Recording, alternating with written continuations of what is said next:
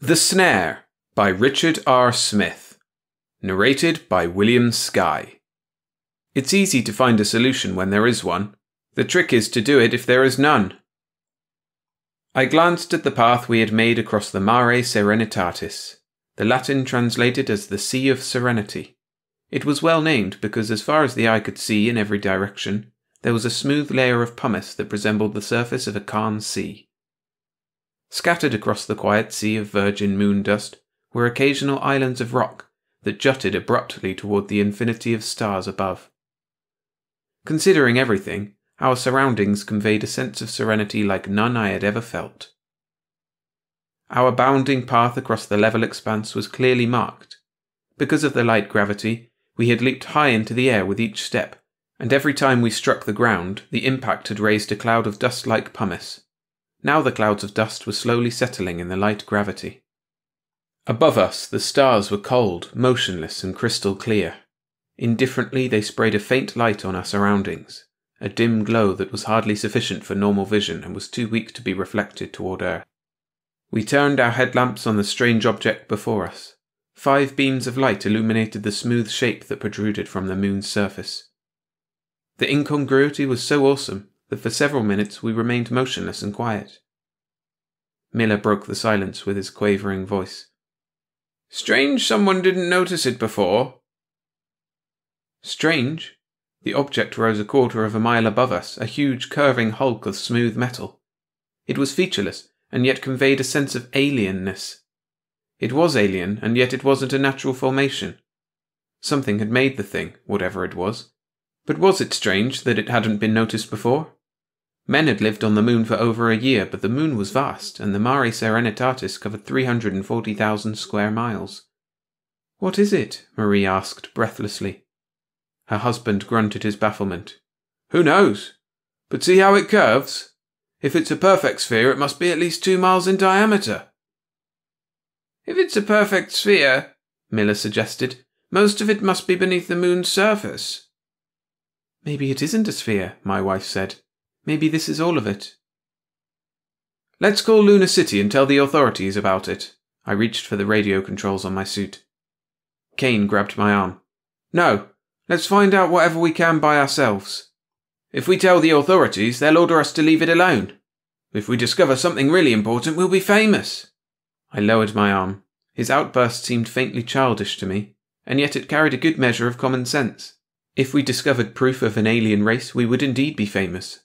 The more we discovered for ourselves, the more famous we'd be. Fame was practically a synonym for prestige and wealth. "All right," I conceded. Miller stepped forward, moving slowly in the bulk of his spacesuit. Deliberately, he removed a small torch from his side and pressed the brilliant flame against the metal. A few minutes later, the elderly mineralogist gave his opinion. "It's steel, made thousands of years ago." Someone gasped over the intercom. "Thousands of years? But wouldn't it be in worse shape than this if it was that old?" Miller pointed at the small cut his torch had made in the metal. The notch was only 1/4 of an inch deep. "I say steel because it's similar to steel. Actually, it's a much stronger alloy. Besides that, on the moon, there's been no water or atmosphere to rust it. Not even a wind to disturb its surface. It's at least several thousand years old." We slowly circled the alien structure. Several minutes later, Kane shouted, "Look!" A few feet above the ground, the structure's smooth surface was broken by a circular opening that yawned invitingly. Kane ran ahead and flashed his headlamp into the dark recess. "There's a small room inside," he told us, and climbed through the opening. We waited outside and focused our lamps through the 5-foot opening to give him as much light as possible. "Come on in, Marie," he called to his wife. "This is really something. It must be an alien race. There's all kinds of weird drawings on the walls and gadgets that look like controls for something." Briefly, my lamp flickered over Marie's pale face. Her features struggled with 2 conflicting emotions. She was frightened by the alienness of the thing, and yet she wanted to be with her husband. She hesitated momentarily, then climbed through the passage. "You want to go in?" my wife asked. "Do you?" "Let's."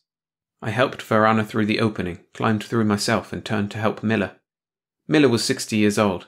He was an excellent mineralogist, alert mentally, but with a body that was almost feeble.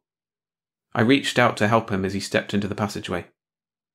For a brief second, he was framed in the opening, a dark silhouette against the star-studded sky. The next second, he was thrown 20 yards into the air. He gasped with pain when he struck the ground. "Something pushed me!" "Are you all right?" "Yes." He had fallen on a spot beyond our angle of vision. I started through the passage and struck an invisible solid wall. My eyes were on the circular opening. A metal panel emerged from a recess on one side and slid across the passage. The room darkened with the absence of starlight. "What happened?" "The door to this damn place closed," I explained. "What?" Before we could recover from the shock, the room filled with a brilliant glare. We turned off our lamps. The room was approximately 12 feet long and 9 feet wide. The ceiling was only a few inches above our heads, and when I looked at the smooth, hard metal, I felt as if I were trapped in some alien vault. The walls of the room were covered with strange drawings and instruments. Here and there, kaleidoscopic lights pulsed rhythmically. Kane brushed past me and beat his gloved fists against the metal door that had imprisoned us. "Miller!" "Yes?" "See if you can get this thing open from the outside."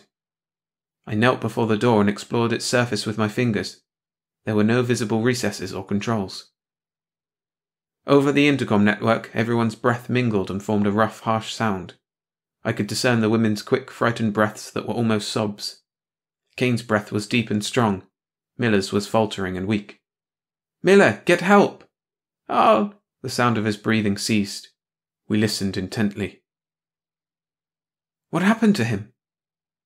"I'll phone Luna City." My fingers fumbled at the radio controls and trembled beneath the thick gloves. I turned the dials that would connect my radio with Luna City. Static grated against my eardrums. Static! I listened to the harsh, erratic sound, and my voice was weak by comparison. "Calling Luna City." "Static!" Kane echoed my thoughts. His frown made deep clefts between his eyebrows. "There's no static between Interlunar radio." Varana's voice was small and frightened. "That sounds like the static we hear over the bigger radios when we broadcast to Earth." "It does," Marie agreed. "But we wouldn't have that kind of static over our radio unless—" Varana's eyes widened until the pupils were surrounded by circles of white. "Unless we were in outer space." We stared at the metal door that had imprisoned us, afraid even to speak of our fantastic suspicion. I deactivated my radio. Marie screamed as an inner door opened to disclose a long, narrow corridor beyond. Simultaneous with the opening of the second door, I felt air press against my spacesuit. Before, our suits had been puffed outward by the pressure of air inside. Now our spacesuits were slack and dangling on our bodies. We looked at each other, and then at the inviting corridor beyond the open door. We went single file, first Kane, then his wife Marie. Varana followed next, and I was the last. We walked slowly, examining the strange construction. The walls were featureless, but still seemed alien. At various places on the walls were the outlines of doors without handles or locks. Kane pressed his shoulder against a door and shoved. The door was unyielding. I manipulated the air vent controls of my spacesuit, allowed a small amount of the corridor's air into my helmet, and inhaled cautiously. It smelled all right. I waited and nothing happened. Gradually, I increased the intake, turned off the oxygenating machines, and removed my helmet. "Shut off your oxy," I suggest. "We might as well breathe the air in this place and save our supply. We may need the oxygen in our suits later." They saw that I had removed my helmet and was still alive, and one by one removed their own helmets. At the end of the corridor, Kane stopped before a blank wall. The sweat on his face glistened dully. His chest rose and fell rapidly. Kane was a pilot, and one of the prerequisites for the job of guiding tons of metal between Earth and the Moon was a good set of nerves. Kane excited easily, his temper was fiery, but his nerves were like steel. "The end of the line," he grunted. As though to disprove the statement, a door on his right side opened soundlessly. He went through the doorway as if shoved violently by an invisible hand. The door closed behind him. Marie threw herself at the door and beat at the metal. "Harry!" Varana rushed to her side. Another door on the opposite side of the corridor opened silently. The door was behind them. They didn't notice. Before I could warn them, Marie floated across the corridor, through the doorway. Varana and I stared at the darkness beyond the opening, our muscles frozen by shock. The door closed behind Marie's screaming, struggling form. Verana's face was white with fear. Apprehensively, she glanced at the other doors that lined the hall. I put my arms around her, held her close. "Anti-gravity machines, force rays," I suggested worriedly. For several minutes we remained motionless and silent. I recalled the preceding events of the day, searched for a sense of normality in them. The Kanes, Miller, Verana and I lived in Luna City with hundreds of other people. Mankind had inhabited the moon for over a year.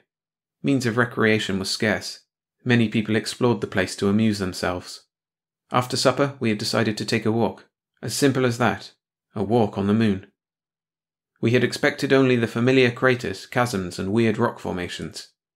A twist of fate, and here we were, imprisoned in an alien ship. My legs quivered with fatigue, my heart throbbed heavily. Verana's perfume dizzied me.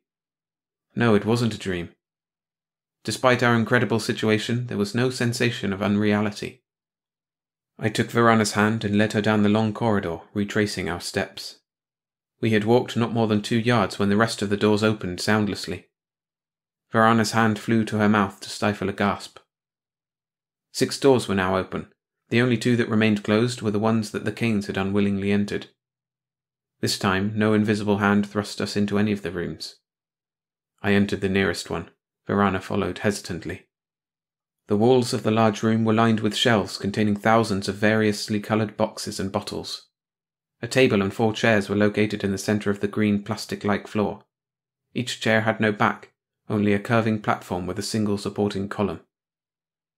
"Ed!" I joined Verana on the other side of the room. She pointed a trembling finger at some crude drawings. "The things in this room are food."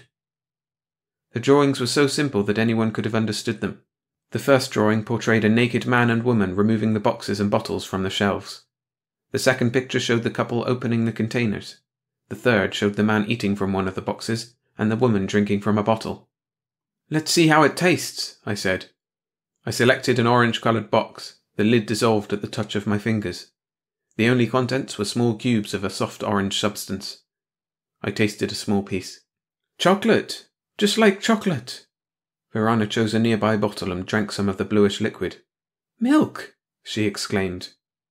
"Perhaps we'd better look at the other rooms," I told her. The next room we examined was obviously for recreation. Containers were filled with dozens of strange games and books of instructions in the form of simple drawings. The games were foreign, but designed in such a fashion that they would be interesting to Earthmen. 2 of the rooms were sleeping quarters. The floors were covered with a spongy substance and the lights were dim and soothing. Another room contained a small bathing pool, running water, waste disposal units, and yellow cakes of soap. The last room was an observatory. The ceiling and an entire wall were transparent. Outside, the stars shone clearly for a few seconds, then disappeared for an equal time, only to reappear in a different position. "Hyperspace drive," Verana whispered softly. She was fascinated by the movement of the stars. For years our scientists had sought a hyperspatial drive to conquer the stars. We selected a comfortable chair facing the transparent wall, lit cigarettes and waited. A few minutes later, Marie entered the room. I noticed with some surprise that her face was calm. If she was excited, her actions didn't betray it. She sat next to Verana. "What happened?" my wife asked. Marie crossed her legs and began in a rambling manner, as if discussing a new recipe. "That was really a surprise, wasn't it? I was scared silly at first. That room was dark and I didn't know what to expect. Something touched my head and I heard a telepathic voice." "Telepathic?" Verana interrupted. "Yes. Well, this voice said not to worry and that it wasn't going to hurt me. It said it only wanted to learn something about us. It was the oddest feeling. All the time this voice kept talking to me in a nice way and made me feel at ease, and at the same time I felt something search my mind and gather information. I could actually feel it search my memories." "What memories?" I inquired. She frowned with concentration. "Memories of high school, mostly. It seemed interested in English and history classes. And then it searched for memories of our customs and lives in general." Kane stalked into the room at that moment, his face red with anger. "Do you know where we are?" he demanded. "When those damned aliens got me in that room, they explained what this is all about. We're guinea pigs." "Did they use telepathy to explain?" Verana asked. I suddenly remembered that she was a member of a club that investigated extrasensory perception with the hope of learning how it operated. She was probably sorry she hadn't been contacted telepathically. "Yeah," Kane replied. "I saw all sorts of mental pictures, and they explained what they did to us. Those damned aliens want us for their zoo." "Start at the beginning," I suggested. He flashed an angry glance at me, but seemed to calm somewhat. "This ship was made by a race from another galaxy. Thousands of years ago they came to Earth in their spaceships when men were primitives living in caves. They wanted to know what our civilization would be like when we developed spaceflight. So they put this ship on the moon as a sort of booby trap. They put it there with the idea that when we made spaceships and went to the moon, sooner or later, we'd find the ship and enter it. Like rabbits in a snare." "And now the booby trap is on its way home," I guessed. "Yeah, this ship has taken us to their planet, and they're going to keep us there while they study us." "How long will the trip take?" I asked. 6 months. We'll be bottled up in this crate for 6 whole damn months. And when we get there, we'll be prisoners." Marie's hypnotic spell was fading, and once more her face showed the terror inside her. "Don't feel so bad," I told Kane. "It could be worse. It should be interesting to see an alien race. We'll have our wives with us."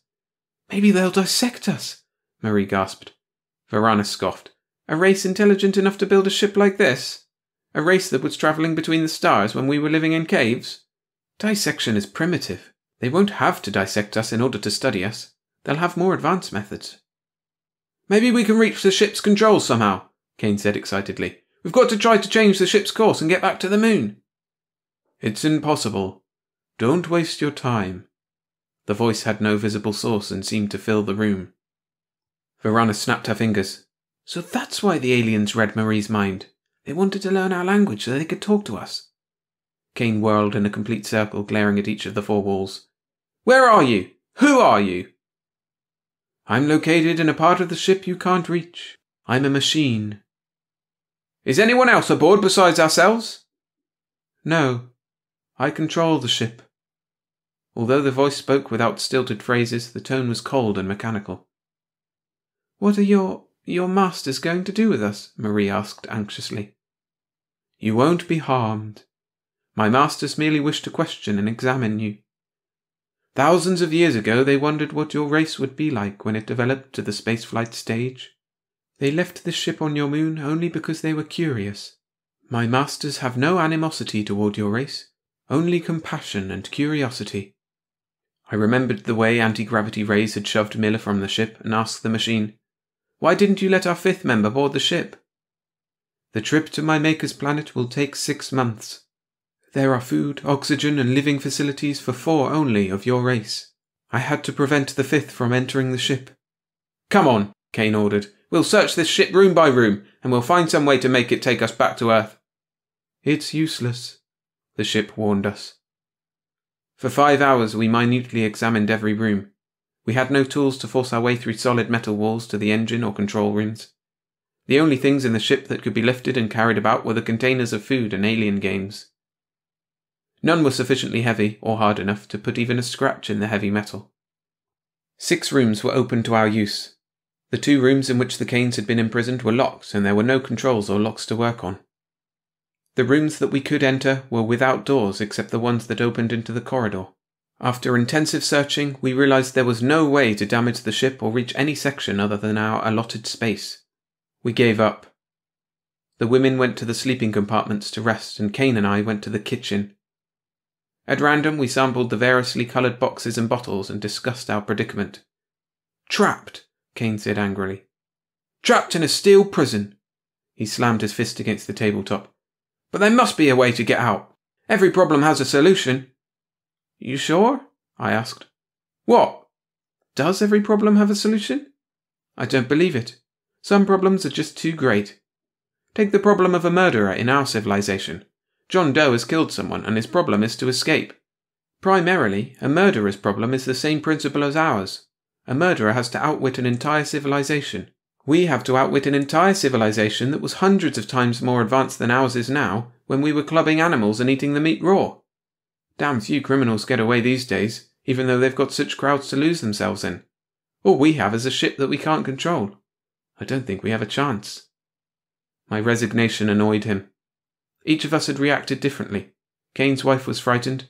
Verana was calm because of an inner serenity that few people have. I was resigned, and Kane was angry. For several minutes we sampled the different foods. Each one had a distinctive flavour, comparable to that of a fruit or vegetable on Earth. Kane lifted a brown bottle to his lips, took a huge gulp, and almost choked. "Whiskey!" "My masters realized your race would develop intoxicants and tried to create a comparable one," the machine explained. I selected a brown bottle and sampled the liquid. "A little stronger than our own," I informed the machine. We drank until Kane was staggering about the room, shouting insults at the alien race and the mechanical voice that seemed to be everywhere. He beat his fist against a wall until blood trickled from bruised knuckles. "Please don't hurt yourself," the machine pleaded. "Why?" Kane screamed at the ceiling. "Why should you care?" "My masters will be displeased with me if you arrive in a damaged condition." Kane banged his head against a bulkhead. An ugly bruise formed rapidly. "Stop me, then!" "I can't. My masters created no way for me to restrain or contact you other than the use of your language." It took fully 15 minutes to drag Kane to his sleeping compartment.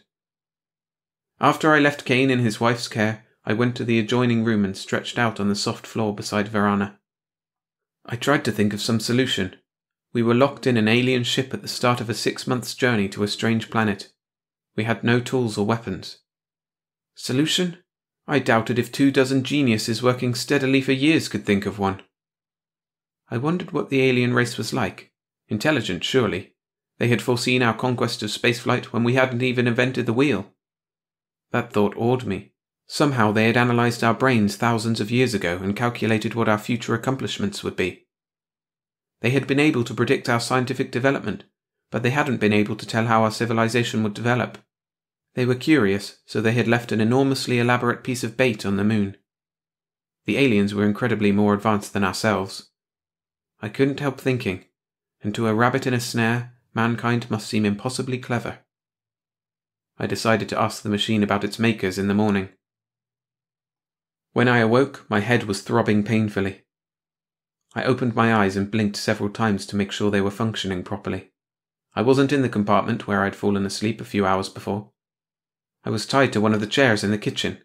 Beside me, Verana was bound to a chair by strips of cloth from her skirt, and across from us, Marie was secured to another chair. Kane staggered into the room. Although he was visibly drunk, he appeared more sober than the night before. His dark hair was rumpled and his face was flushed, but his eyes gleamed with a growing alertness. "Awake, huh?" "What have you done, Harry?" His wife screamed at him. Her eyes were red with tears and her lips twisted in an expression of shame when she looked at him. "Obvious, isn't it? While all of you were asleep, I conked each of you on the head, dragged you in here and tied you up." He smiled crookedly. "It's amazing the things a person can do when he's pickled.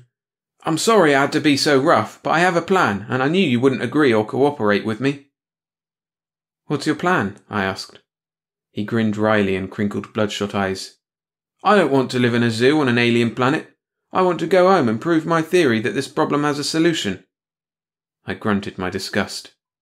"The solution is simple," he said. "We're in a trap so strong that the aliens didn't establish any means to control our actions. When men put a lion in a strong cage, they don't worry about controlling the lion because the lion can't get out. We're in the same basic situation." "So what?" Verana queried in a sarcastic tone. "The aliens want us transported to their planet so they can examine and question us, right?" "Right." "Ed, remember that remark the machine made last night?" "What remark?" "It said, 'My masters will be displeased with me if you arrive in a damaged condition.' What does that indicate to you?" I assumed a baffled expression. I didn't have the slightest idea of what he was driving at, and I told him so. "Ed," he said, "if you could build an electronic brain capable of making decisions, how would you build it?" "Hell, I don't know," I confessed. "Well, if I could build an electronic brain like the one running the ship, I'd build it with a conscience, so it'd do its best at all times." "Machines always do their best," I argued. "Come on, untie us. I'm getting a crick in my back." I didn't like the idea of being slugged while asleep. If Kane had been sober, and if his wife hadn't been present, I would have let him know exactly what I thought of him. "Our machines always do their best," he argued, "because we punch buttons and they respond in predetermined patterns. But the electronic brain in this ship isn't automatic. It makes decisions, and I'll bet it even has to decide how much energy and time to put into each process. So what? He shrugged muscular shoulders. So this ship is operated by a thinking, conscientious machine. It's the first time I've encountered such a machine, but I think I know what will happen. I spent hours last night figuring. What are you talking about? I interrupted. Are you so drunk that you don't know? I'll show you, Ed. He walked around the table and stood behind my chair. I felt his thick fingers around my throat and smelled the alcohol on his breath. Can you see me, machine? He asked the empty air. Yes, the electronic brain replied. Watch! Kane tightened his fingers around my throat. Verana and Marie screamed shrilly. My head seemed to swell like a balloon, my throat gurgled painfully. Please stop, the machine pleaded. What will your masters think of you if I kill all of us? You'll return to them with a cargo of dead people. The machine didn't answer. I waited for the electronic brain to interfere, and with a cold knot in my stomach, realized the machine had said it had no way to control our actions. Your purpose won't be fulfilled, will it? Kane demanded. Not if you return with dead specimens. No, the machine admitted. If you don't take us back to the moon, Kane threatened, I'll kill all of us. The alien electronic brain was silent. By this time I couldn't see, and Kane's voice was a hollow, far-away thing that rang in my ears. I tugged at my bindings, but they only tightened as I struggled. If you take us back to the moon, your masters will never know you failed in your mission. They won't know you failed because you won't bring them proof of your failure. My fading consciousness tried to envision the alien mechanical brain as it struggled with the problem. Look at it this way, Kane persisted. If you carry our corpses to your masters, all your efforts will have been useless. If you return us to the moon alive, you'll still have a chance to carry out your mission later. A long silence followed.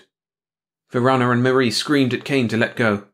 A soft darkness seemed to fill the room, blurring everything, drowning even their shrieks in strangling blackness.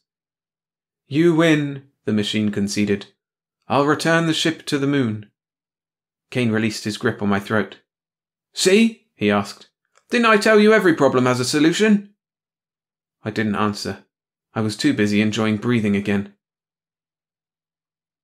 If you enjoyed the story, I'd really appreciate it if you activate the like button. It helps me continue making videos like this one. And if you want more science fiction and fantasy stories, make sure to subscribe to the channel and click on the videos appearing on screen right now.